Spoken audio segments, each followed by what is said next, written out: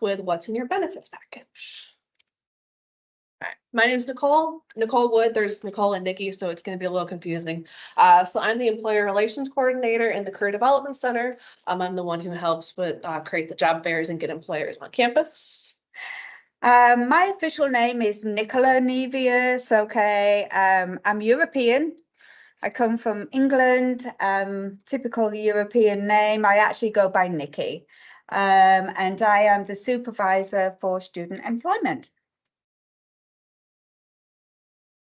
Am I doing this bit? I never did write this down. Okay, so you've landed the job. So now what? So the first thing that you should always get is an offer letter.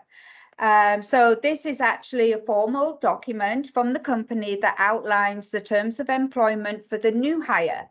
So this will include the position title. That will always be the first thing. And then the next thing it will include is your salary. So this is what you have already agreed to. So what you're actually going to be doing and what your compensation for doing that job is going to be, i.e. your salary. The name of your supervisor, so who you are actually going to report to, your work schedule, and the employment contingent on. So this is, so you've been hired, but now you have to pass a drug test, background check, list of references. Who knows, you might get a test. Training, license, probationary period, work verification, etc. And last but not least, benefits. Yeah, the employment contingent on is not something everyone does, but it is a possible like last barrier before you actually get started. Gross versus net. All right, so I actually love this. Nicole put this together and I love it. So nothing explains this better. You have your gross pay. Just look at that amazing. I love it. That's your gross pay. Okay, so you see this. This is how much you earn versus your net pay. Look at that wilted bit of spinach. That's what you come home with. We love it. After the government and your taxes, your benefits. We'll come across the benefits here in a minute. After everything's taken out and you go, is that it? I have to pay everything with that. Yes, you do. That's your gross and your net. Yeah, your pay stub is really fun because you see what you make and then when you take home are vastly different. So you just got to make sure that's within the budget as well, and that what you're taking home is what you can live on. All right, so the next thing that they'll lay out is PTO. There's a couple of ways that they go about this. There's a couple of ways that they give it to you. Accrual is you can get so many hours or days per month based on the hours worked. Allotment is you get 20 days at the beginning of the year. You can use them as you want and they'll be gone when they're gone. And unlimited, you don't have a set amount, but you do need approval from a management. The only issue with one of them is the unlimited is it's your PTO is a part of your total compensation. So if you leave the job, you are usually paid out for what you don't use. If you have unlimited, you don't get the money associated with the PTO when you leave. So that's the only pitfall with unlimited. And you get a set number of days. So if it's unlimited and they deny it, you could potentially have less PTO than you would have with accrual or allotment. You want to make sure that an employer distinguishes between sick and vacation. They could lump them all together and say this is your certain amount per day. I have an example of a picture, next slide, of an actual picture from a benefits package I received from my previous position. So you just want to make sure you don't lose vacation unexpectedly if you get sick, is really what I'm trying to get out of that. All right, so this is an example of an accrual schedule. So it's the list of hours that an employee earns based on the years of service. So this is actually something that came from my benefits package. The first 3 months I got no PTO, which was really fun. So make sure that you look at the vesting schedule and the accrual schedule. So after 4 months to the end of the year, you got 1 month per year, or 1 day per month, sorry. I can talk, I promise. So that's 8 hours per month, but you got it at the very end of the month, which means you actually didn't get that until basically 5 months. So you just want to make sure that you know when you're also getting the allotted number of hours. Okay, and you want to make sure that you look for this somewhere in your benefits package. They told me that they don't differentiate between sick and vacation. Like at SAU, they have their own pots, so they will tell you that there's a specific pot where your vacation comes out of, or your PTO comes out of, so you just want to make sure you look at the language at that. Does that matter? It does, because you want to make sure that you know where it's coming from, because SIU, they have vacation and sick. So if I have a vacation planned, I'm not gonna lose. Like if I have a migraine, or if I get like allergies, or if I get really sick, I could potentially lose that vacation if they don't differentiate between the two. There's two differences. So you have your sick and your vacation. Yeah. So right now here at SIU, we have sick and we have vacation. They both accrue at different rates.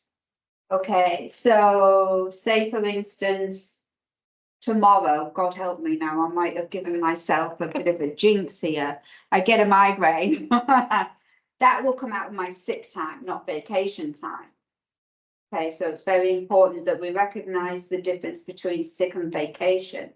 If tomorrow I decide, hey, you know, something's come up and I need to take tomorrow off, that will come out of my vacation time. I need to take a vacay day. So, but if it's all in one pot, that's kind of unfair, because how do you differentiate between vacation and sick? It needs to be split. So a sick day, vacation day would all come out of one pot. So you need to have a difference there. Oh, Okay. Yeah. But not a lot of private companies do differentiate. Sometimes they do if they're really nice, but it's Yeah. not, like, they don't have to. So I just want to make sure if it says something like this, that this is what it means, and it could potentially bite you in the future.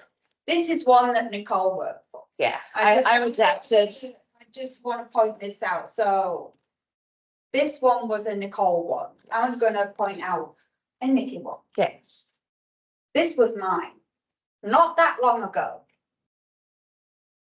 I started accruing PTO on day one. And my accrual rate was amazing. So jealous. So this is how I used to accrue my PTO. And to be honest with you, you look at it, I couldn't keep up.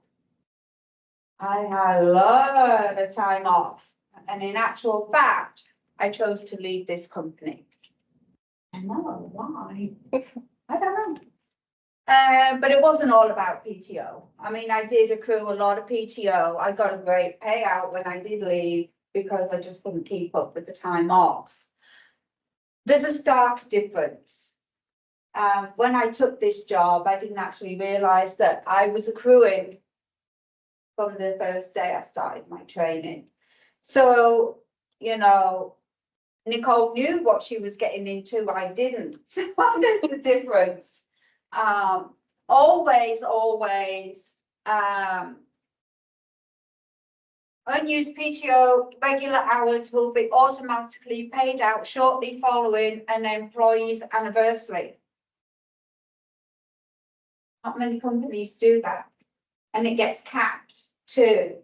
This company hasn't put a cap on, just keeps growing. And they might cap it later if they realize their mistake. So there is a difference when you get a job offer. You don't have to take it. Read the benefits of what they're offering. If it doesn't suit you, don't take it. It has to suit you. Okay, if it doesn't, that's just a very fortunate good one that was out there. Yeah, because yours was also a private company, right? It is a private Yeah. company. Yeah, so ours were both private, but they went about accrual rates and PTO very differently. Usually they will put it in the benefits package. I don't know if they did for yours, but usually it's something that they'll lay out while you're actually looking at the document as well. Yep. Good with this slide? Yeah. Okay. All right, so not everyone has stock options. It could be a publicly traded company, but if it's private, it's usually owned by one person or an entity. If it's a publicly traded, they might have stock options. So usually this option comes available at a discounted rate. It's only available to employees. Not everyone will have it, but it is a part of the total compensation plan with a monetary value. Questions about this one? No? All right. So a lot of times there's work from home schedules or a flex time schedule or time. I dealt with a lot of flex time with my previous employer. So we had the ability to choose when we started. They really wanted you to work from 8 to 5, but if I wanted to work from like 6 to 3 o'clock, they would allow you to do that. They'd allow you to work into the evening. So if they allow you to have that 8-hour workday, but they might just put it different times within the day.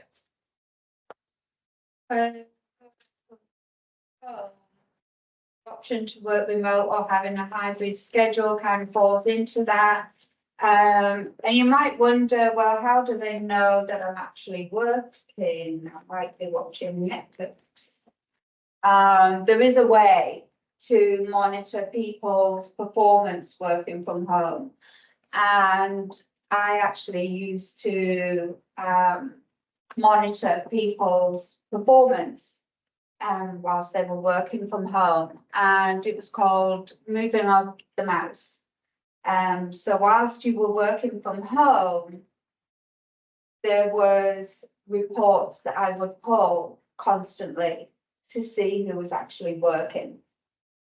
So if your mouse went idle for any length of time, I could pull that report. So if you weren't generating any productivity, pull that report. And if your mouse was idle, then how could you be producing any productivity? So that's how we know if you are watching Netflix, walking your dog, going shopping. So the moving of the mouse is very important when you're working from home, bless you. All right, and then for the vesting schedule, like my previous employer, like after a year, you get 1 per month. 2 years, you get 2 per month. So you could potentially earn work from home days, or they might give them to you at the very beginning. All right, a lot of times companies might offer insurance policies. It's usually based on your salary or your gross earnings. So that big amount that you get before all the taxes are taken off, like our picture showed. You could get term life insurance. So I believe term, that goes away after a certain Yes, point. it's a term. It's a term. So there's full life or whole life, then there's term life. Term life is usually cheaper. They might offer whole life insurance or disability. So those could be also taken out of your pay, but they calculate it and take it out of your paycheck before they give it to you. All right, so what does vesting mean? So this is a very important term. You'll hear it a couple of times within your benefits package or at least from management. So it's acquiring ownership or right of something after a set amount of time. It could be used for a lot of things. So PTO, retirement, any fun perks. Previous employer is the same employer, but they allowed you to have nights at, it was a St. Louis loft or it was a Siesta Key condo. Like after a couple of years of service, you got percentages of discounts off. After 5 years, it was free. They still put on your W-2, so it was still you paying for it. So, or you might get free certain things. I used to work for Disney, so after I believe 20 years, you got free Disney tickets for life for you and your family. SIU after 20 years, gold sticker or free parking anywhere on campus. So those are examples of a vesting schedule. You have to be here for a set number of years or months, depending on. So this is an example of my benefits package and investing schedule. So this was, I believe it was Student loans, where I had a choice, it was student loans or an insurance policy, so they would pay, after a year, so I believe that's 2 years, they pay all of $333.33. After you were there for 3 years, up to whatever the 60 months is, they went up to 416. After 5 years, it was 458. So the CSD key condo as well, so 1 to 2 years of employment, 25% off. After 4 years, 75% off, so after 5 years of employment, it was free. And then the St. Louis loft switch, the first year I was there, that got taken off because I sold it, so that was the part of the benefits package that I went into, so they will usually lay it out for you in a benefits package if they do offer it. The company had. Yeah. Oh, yeah. okay. It was a weird situation. They're like, we have these properties as the company and you can Oh, use it. okay. But it was more of an Airbnb that the owner just owned and used it as a perk. Okay. But And you then- put it on your W-2? Yeah, And taxed you for it? yes, Nice. yes. Okay. And that's why I owe taxes every year. Okay. Bravo. Yeah.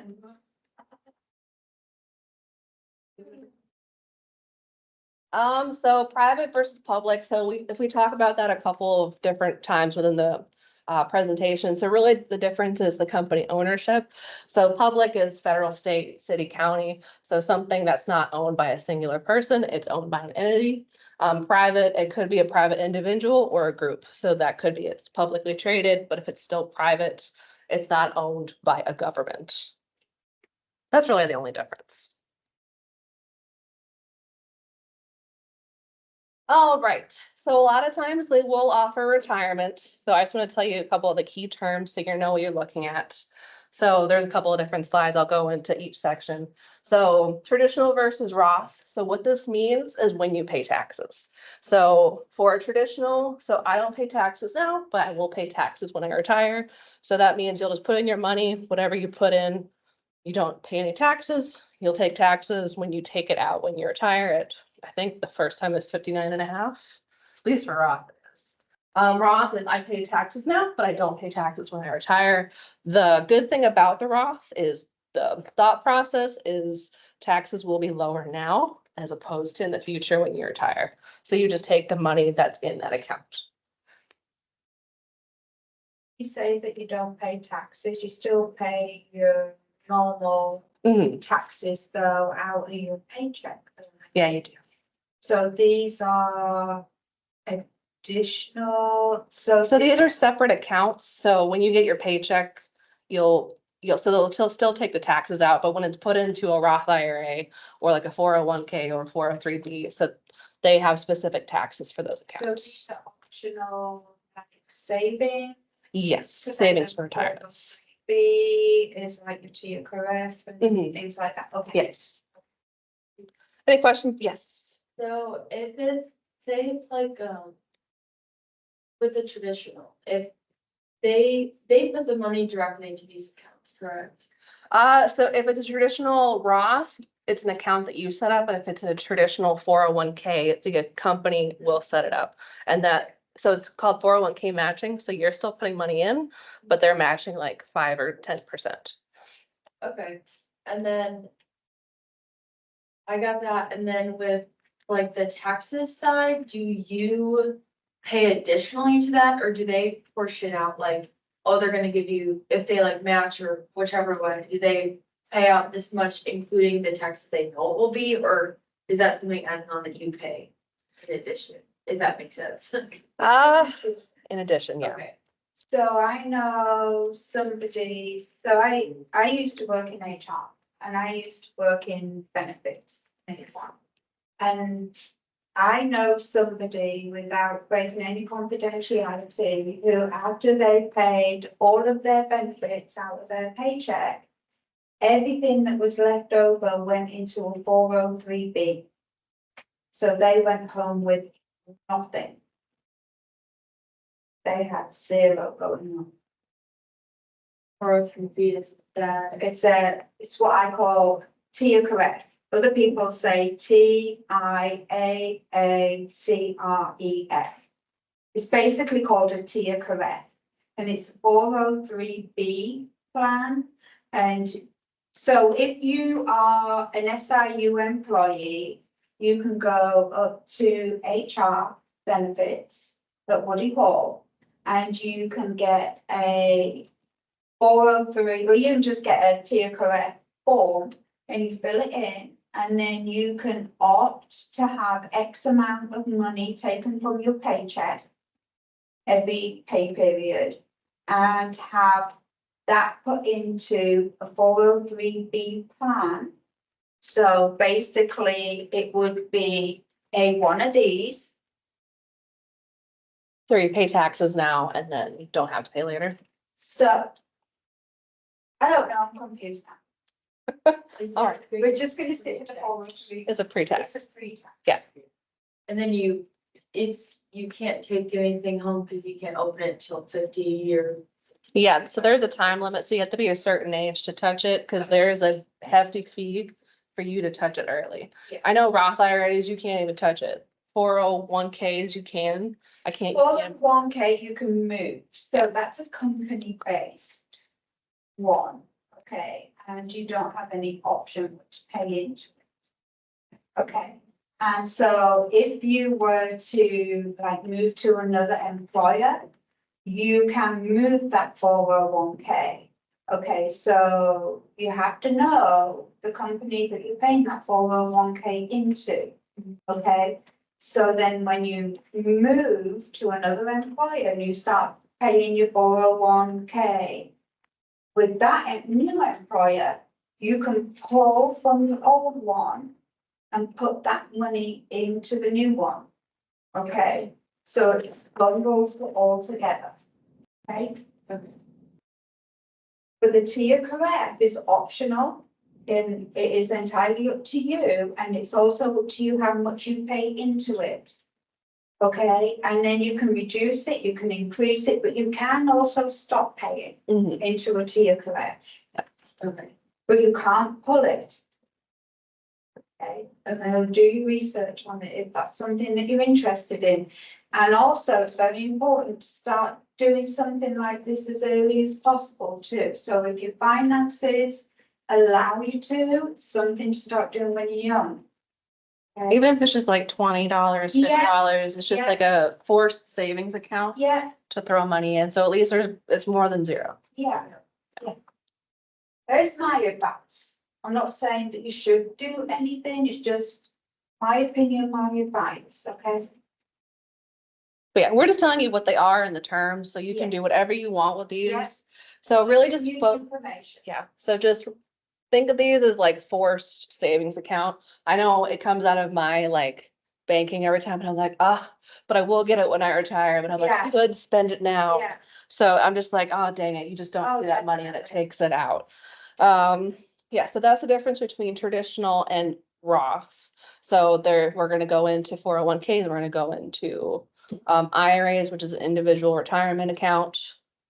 So 401k matching, so an employer will set this up and you want to make sure that you check to see if there's a vesting schedule. So if you're there for a year and you leave and you're like, I want to take my 401k and you just see that it's what you've put into it, you might not have reached the vesting schedule for them to start matching. Individual retirement plan is an IRA, so it's something that you set up and you can choose the type of plan that you want. When I set mine up, they were like, do you want to be more conservative in your, basically you pick investments. So if you want to be more aggressive in how you spend your money, or if you want to be more conservative and it's more about you keep the money and the amount. The aggressive was like, we're gonna throw money at it, and if it does well, you're gonna do really well. But if not, it could go away. But if you're younger, you have that option for it to expand and contrast, and you can always change it you can go from aggressive to conservative, you can go in the middle, you can go all along the spectrum to what that is. Any questions on 401k and 401k matching? IRAs? I have both. You don't have to have just one. So there are accounts that you set up. So I've had 401k matching with employers. I've taken it with me. I throw like $50 in there a month. So there's no amount too little. I can throw in 5 or 10. Actually, no, I think it has to be 10 or above. But other than that, just throw chunks. It's better than nothing. The earlier you start, the more it can double your money. So the closer you are to retirement, you might not get as much at the end goal when you retire. Also, these are different than pension plans. So when the money runs out, the money runs out. But the idea is if you start earlier, you'll have more money to use and they'll give it to you either in a lump sum or they'll give it to you in like a monthly or a quarterly. But yeah, so these are just lump sums. They're not a pension, like pension is until you die. That's the difference. I was trying not to cough that whole time. All right, so this is just a graphic of what the difference between an IRA and a 401k is. So they're both retirement accounts. You both add money on a tax deferred basis. There is limits on the contribution. I believe it's 6,000 in Roth IRAs. I think it's like 20,000 for 401ks per year. So IRAs, anyone can open. It does have a deduction income limit and it does have a variety of investments. So aggressive, conservative, and everything in the middle. So 401ks can only be open for an employer. There is a possible employee match or contribution. So if they say 401k, that doesn't mean they match. But if it says 401k matching, they do. So just make sure you know the difference between the two. And then it's a limited selection that an employer could offer. So it's an investment plan. So they basically have your money invested with certain things and the money will grow. So they will either be like, we want the conservative plan, and that's what you guys will be put into. So you don't have a choice on what you're giving your money into.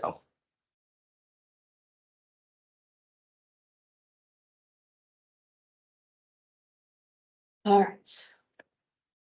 So state or federal retirement plans, usually they are on a pension system. So they calculate it based on what you've earned. SIU has tier 1, tier 2. Tier 1, they calculate your top three highest. Tier 1 is not applicable for anyone right now. That's the only one I know because my dad's going off of it. So I've heard so many of that math. I think tier 2, which I think everyone after like 2007, 11 is like your consecutive 7 years. So you just make sure that you know what tier that you're in. So they calculate it based on like the amount of years you've worked, the money you made. And I believe it's like what, 80% 80% is what they use for what they give you every single month until you die. So pension is forever. 401ks, Roth IRAs, it's just when the money runs out. So talk about SERS as an example. SERS is the State University Retirement System. That is for certainly for SIU employees, state employees. But if you are going just out into the general public sector, then you will go on to the state plan, which works different to what I'm about to explain to you here. Okay, so I'm just going to talk about the State University Retirement System here, which SERS. So this is the Illinois example, because this is the only one I know, it's the only one I need to know right now. So the traditional pension plan. So I'm going to talk about tier 2. We do have 2 tiers, tier 1, tier 2. Nobody here is qualified for the tier 1. We have the traditional, portable and retirement savings. So the traditional, once you are in a plan, it cannot be changed. You will be tied to that plan forever. Okay, so not a lot of people know that. People miss it. It's very important that you understand what you're getting into. So the traditional, you're going to be locked into that. It is one of the better of the 2, 3. If it suits you, it depends on your needs. If you're going to be locked into the university forever, you definitely want to be looking at the traditional plan. It has a higher rate when you come to retire. and you get a better rate in your retirement payout. The portable plan, if you're just looking at a short term, so if you're just looking at maybe, I don't know, 10 years max with the university, and then that's really going to be it. There are different options with the portable plan for pulling your money out of that one. The retirement savings plan, called savings plan, this one gets a little bit more tricky. This one is based on the market. So this one, if you are good with investments, this is the plan for you. So this one, you put your money into companies out there on the market and you move your money around. You can deal with somebody at SERS who can help navigate that. But this one you need to stay on top with, like all the time. Like almost every day, possibly once a week. I will give you an example. Last year, maybe the year before, and SERS never does this, but they had to. They were contacting people on this plan and telling them to pull the money out of a retirement plan and telling them to move it because the market was crashing. That's how bad it was. So this one you got to really stay on top of. So those are your three plans. So if you're staying with the university system and you're looking at being here, if you're going to be a professor here, and I'm not talking about SIU, I'm talking about other universities too. John A is part of the SERS plan. There are a lot of other universities, I'm just so SIU. But if you're looking at staying within the state university system, and you're going to be here a long time, maybe the traditional is the one for you. If you're not looking at long term, look at the portable, and if you like juggling money, consider the retirement savings. Yeah, and the first two are pension plans. Yeah, so they're, my bad with the parentheses things, but yeah, the last one's a savings. The first two are pension. That's okay. I made these yesterday. So Oh, it's me again. Okay. It's a minefield. If you are still with your parents, which you can be up to the age of 25, to the end of the month of your 25th birthday, you probably won't know a lot about health insurance. But come the time when you do, you're not going to have a squiggly dot of what to do. So health insurance, this is something that will possibly be offered to you. Most companies will offer health insurance. Some of the lower companies that don't have a lot maybe won't, but most will. The most popular being HMO, PPO, HSA. You've probably heard of Blue Cross Blue Shield being one of the most popular companies out there. They offer HMO, PPO. So health maintenance organization, preferred providers, a health savings account. This is your responsibility. A health savings account is exactly what it says. This is for you to open where you put money in and you get a little debit card. And that debit card allows you to pay for your medications and also for co-pays and also some forms of treatment. Deductibles, some deductibles. Yes, some deductibles too. Yes. Okay, so here's a little breakdown. Quick question. Yes. Health savings account is in addition to an insurance policy. Yes, it is. And it's your own money. Yes, it is. So there are some, and I'm not going to bamboozle you. I'm not here to bamboozle you and go into all the details of health insurance because we'll be here for days. There are particular in fact, there's one in particular, health insurance plan, where it has very minimal, why can't I get words today? Coverage? Coverage. I need to go in the dictionary. Very minimal coverage where they suggest that you take an HSA with that insurance plan. Are you gonna ask me which one it is? That's why I didn't tell it, because I don't remember. I think it's an HMO. I think it is an HMO, and I really didn't want to say it out loud because I didn't want to give you, I Yeah, didn't want to misinform you. Usually you combine HMOs and HSAs because HMOs cover a little less and there's a little bit more restrictions that you can go to. Yeah. Low or no premiums, lower out-of-pocket costs, lower co-pay, smaller network. Okay, so network, I'm sure you've got it on here, Yes. haven't you? We're just gonna go over what's in each of those. Okay, PPO, out-of-state coverage.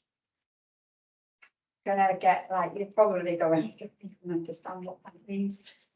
State or nationwide, provider network. Who's scratching their head right now? And it's okay. if you We're going are. over Yes. this term a little later. Means. We scratch our heads too and we've dealt with these for a while, so I have to Google what a provider and what a network and like. She asked me to, and it's fine. I don't expect, this is why I'm giving you the information. Don't expect you to sit here and understand all this. And you know what? You can take this, we'll email the slide, it'll be somewhere anyway. Yeah. And you know what? You can ask me and I'll explain it to you. I'm doing this in such a rush too, because I'm on a time restraint here. Do we have a slide where it explains? So HMOs, the best thing that they're known for is their low cost. So if you have a tight budget, that's a good thing. It's just a smaller network. If you need more control and more flexibility, especially to see specialists, PPOs generally have a wider range of doctors. You don't need a referral to go see someone. It's a little bit more money, but PPO, especially if you're going out of state, if you travel a lot, so you can go to any hospital within your network. So that's another good reason to have that plan. Do we have one that shows networks and providers? Yes. So that's the difference between the two. So honestly, it's what kind of works best for you guys in the moment. You don't need to continue going with PPO or HMOs. Be like, I've always been on an HMO, but if you change companies and they offer it, you have the ability to switch. You're not locked in. And I think once a year, you're allowed to switch. I think Once it's a in May, year. but only once a You're year. locked in for 12 months. Yeah. But you can change. These are my favorite health savings. Can you decline health insurance like here at SI? You can, No. or It depends. So there is, okay. I don't have SIU's health insurance because I'm on my husband's. because Okay. you're dependent. Because, well, it's because he doesn't have state insurance. Okay, so if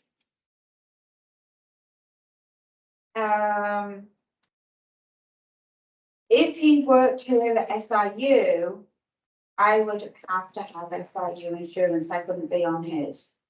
There is a little. They get you one way or the other.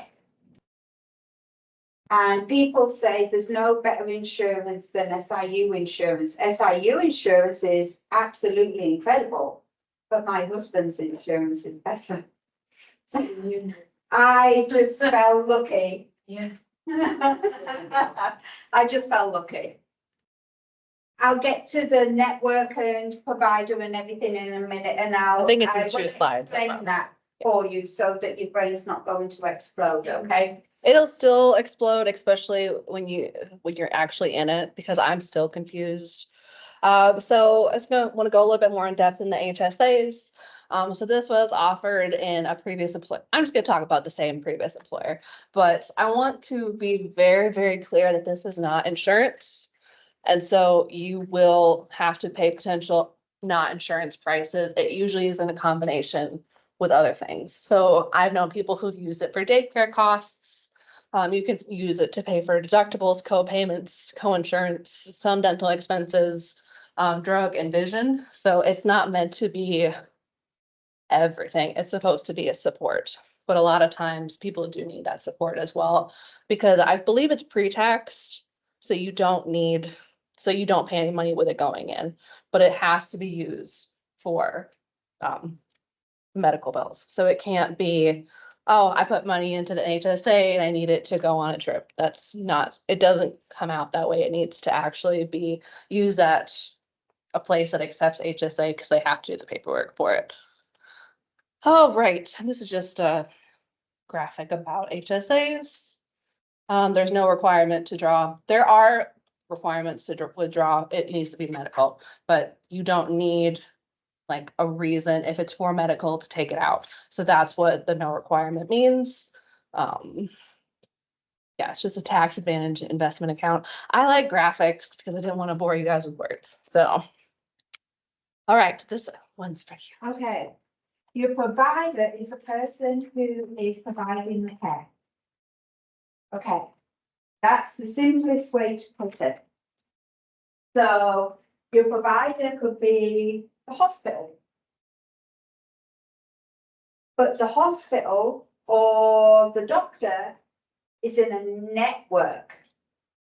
So I look at it as, here's the hospital, here's the network. Okay, so your network is lots of different providers. So you have lots of clinics, you have lots of hospitals, but not all of them are in your network. So you have reds and yellows, for instance. You're in red. Okay, so you need a clinic that's red. That's your network. So you have to find a one that is within your network, because if you accidentally go to a yellow one that is not in your network, that's going to cost you an arm and a leg. My sayings, I'm sorry, that's going to cost you a fortune. It's going to cost you way more than what it would be if you went to your red clinic, who is in your network. All right, because they accept your insurance, but the yellow one doesn't. So they're going to charge you maximum amount, because your red one has already agreed a discount with your insurance company, but the yellow one has not. That's really important if you have an HMO, like be so careful. PPO. PPO is nationwide. Your PPO will allow you, so here at SIU, the main people who take PPO insurance are athletics. They're the ones who travel the most because they go all over the country looking to recruit. They're looking for athletes. Maybe today wasn't the day for me. They're looking for, I don't know, athletes. Yeah, so they need health insurance that is going to be networked all over. Okay, does that help? Or did I put that a little bit more simply? Okay, okay. So if you're out of network, you will be expected to cover the cost of the service. Do you know how much it costs for an MRI? How much? Thousands. Is it 20,000-ish? It's $8,000 for an MRI. really? Yep. But that's not including the hospital stay and if they use Yeah, any equipment or, Just for the MRI. and that's without insurance. Do you know how much it is for an ER visit? 1,000?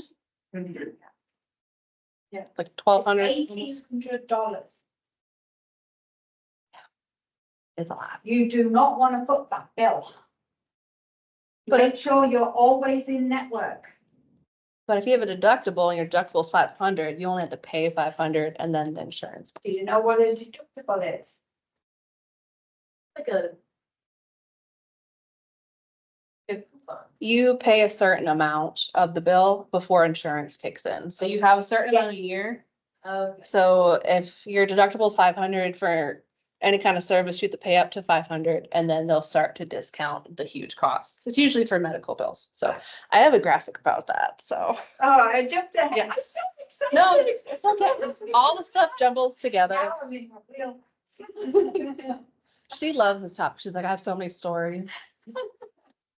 But we're gonna go a little, we're still gonna cover all the things, but we're at Okay, 45. all right, okay. All right, so this one's the one that I really want you guys to make sure, this is not brand new, it's 2022. So the No Surprises Act means if something is in network, they can't use like an out-of-network anesthesiologist and put you with a $20,000 bill for out-of-network. So anesthesia, you know what I mean, you can read it on the slides. But yeah, so it helps patients understand the health costs in advance to minimize unforeseen or surprise medical costs. So, yeah, I said, can anyone tell me why this was it? So it was, if your hospital is in network, that was the answer. I bolded it. So if it's in network, the hospital is in network, it is a general rule of thumb that everything should be covered within your insurance. But they have tried to do that with billing. Be very aware of this because you can always not fight a bill, but question a bill. And if you ask for an actual receipt and a copy, so if they're like, your bill is $20,000, I'm like, I want an itemized receipt. It could go down because they have to itemize it and they really just rounded it up. Which has happened to me in the past. All right, insurance versus a reimbursement. So insurance, I'm gonna go over reimbursement. So I actually had reimbursements. So they would have me pay money. I would put what I paid in the receipt to HR and they gave me money back. The issue with that is I did not have insurance under that. I had reimbursements, which means I was paying a higher amount. So make sure you look at your benefits package because mine actually did say reimbursements. I didn't know what that meant and I really didn't enjoy it when I was actually in it. So make sure you know that the words they're using is either they're covering vision or dental insurance, health insurance, but if they use reimbursements, that's kind of where they're trying to save money. So just make sure that you know that that's potentially what you could be doing in the future. This is an actual example. So I got a $300 per year, including x-rays for dental, except I paid $400 in one visit. And so I couldn't go a second time unless I paid out of pocket. And that was without the x-ray. No, that was with the x-ray. So they said 2 dental cleanings. Obviously, I can't do that. So if I have dental insurance, I'm what? If I get fluoride, it's $20. So I walk out with $20 opposed to the 400 that I would spend. And for vision, I got to go once, $200, barely covered the cost of the exam. It was very hard to get glasses or contacts. So just be very careful with reimbursements. But I did not know what that meant. So I was stuck with it until I came here. All right, so this is kind of what they use to calculate what they charge you without insurance. So it's called a charge master. It's basically a comprehensive list of what they're going to charge you and put on your invoice. So patients with insurance have deductibles and copays of the amount. Anyone without insurance usually ends up paying 4 times the actual cost. So the example that I found was like a cotton ball is like 25 cents. They'll charge you like 25 and actually put it on your invoice. $25 or 25 cents? $25, but the cotton ball is like 25 cents. Yeah, but if you use like a whole handful of cotton balls, that could be $200. But yeah, this is just the history of it. Pre-1950s, they charge you what they actually cost. After insurance companies got involved, which is always when it happens, or always when the fun things happen, when insurance companies get involved and fight. So they demanded discounted rates, which kind of, that's how deductible like what you pay was born. So yeah, $20 per cotton swab versus the 25 cents it actually costs. But they said that they got a discount and they were able to go back to their bosses and be like, look, I got this really awesome discount, but then they charge the prices if you don't have insurance for $20. This is just an example. This is a real example. So ER visits, 1,500. whatever injection. So if you get all of these, that's $3,000. Don't know what a trauma activation is, but if they put it on your invoice, Activate this form. activate the trauma. All right. So this is just the definitions of deductible premiums and copays. So a premium, so no matter if you use insurance or not, so that's the amount you pay to have the opportunity to have insurance. A deductible is a fixed amount the patient must pay each year before health insurance begins. And a copay is a fixed amount the healthcare beneficiary pays for covered medical expenses. So like if I go to the doctor, it's $30. If I go to the doctor again in 3 months, it's still $30. But if no? No, I just find it incredible because Yeah. with my insurance, I don't pay copays. Ah, I want to be on Nikki's insurance. But yeah, this is just the math for it. So this is where I got the $500, just as an example. So $20,000, I went to the ER, I pay $500 of that. So, if they pay, so $20,000, you pay 20% of that, apparently that's $4,000. You only pay this much as opposed to this. So that's what the insurance will pay. So, very expensive. Try not to get sick. If not, just Vicks vapor rubs, hope for the best. I tell you what I do pay though, $75 to go and see my doctor each time. So an office visit is just costs me $75. Yeah, and each plan is different, but they will put that, they put it in my benefits package. I didn't get one for SIU it was like a separate meeting. Right. But for my other employer, they listed all this out for insurance. Yeah, We're almost done. yeah. But yeah, so sometimes they offer wellness plans, fitness classes, flu shots, mental health screenings, gym memberships. Make sure the gym membership doesn't end up on your W-2 like mine did. I did that 1 year and I never did it again. So I paid taxes on a gym membership. How do you know? It should tell you everything that's on your. Yeah, it should have like an itemized list of what's on there, which is how I found out I was paying for gym memberships and any gifts we got as an office. Or if we went to a mandatory, not retreat, but like a company like party twice a year, I put that on my W-2. Yeah, everything that's taxed is Yeah. itemized on your W-2 because that's how you buy your tax. Yeah, but my flu shot was not on my W-2, which was a nice surprise. So. They don't always offer relocation, but they might offer a stipend to get you down to where you need to be. That could include packing services, movers, home resale assistance, any temporary housing. They could have company housing that they put you up in, or transportation to get there. They could rent the U-Haul.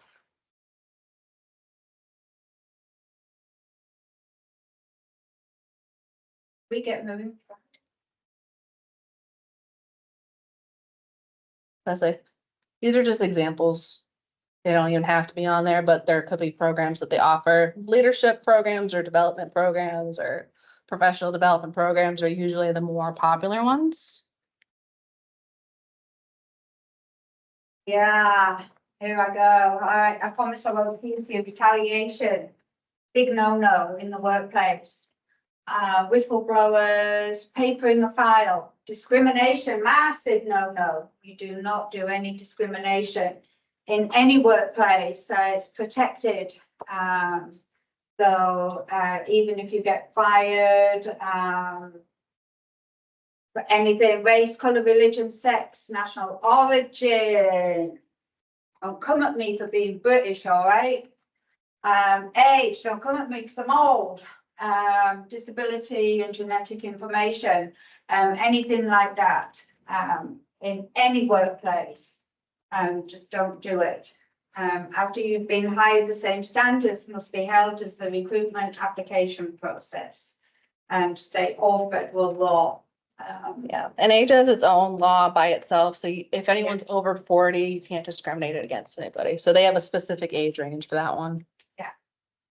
All right, I think we have 2, 3 more. So pregnancy discrimination, this one's a big one because I actually had to tell my friend that she can't do this. So anything that's related to pregnancy, they have to hold your spot.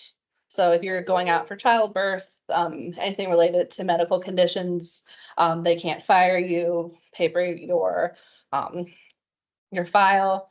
They can't just discriminate in general. My friend, I don't know if she was like just joking about this, but she's like, I don't really like this girl. Like when she gets pregnant, I'm gonna fire her. I'm like, that's the most illegal thing you could probably do. Like find something else. Like Yeah, it can't be demoted, not. demoted. Yeah, demoted, really anything. So just want to make sure that you guys are aware of this. If you see it happen, report it to HR. So this isn't benefits, but it's definitely something that happens too often. So it's not illegal to discuss your salary. So if they make you sign something during onboarding that makes you promise not to disclose, it is federally protected. So you can talk, and if they try and fire you, demote you, paper your file. So that's actually something that they can't do, but they don't. They try not to let you know that they can't do that. So it's, especially for private companies, it helps them skew salary negotiations. I will need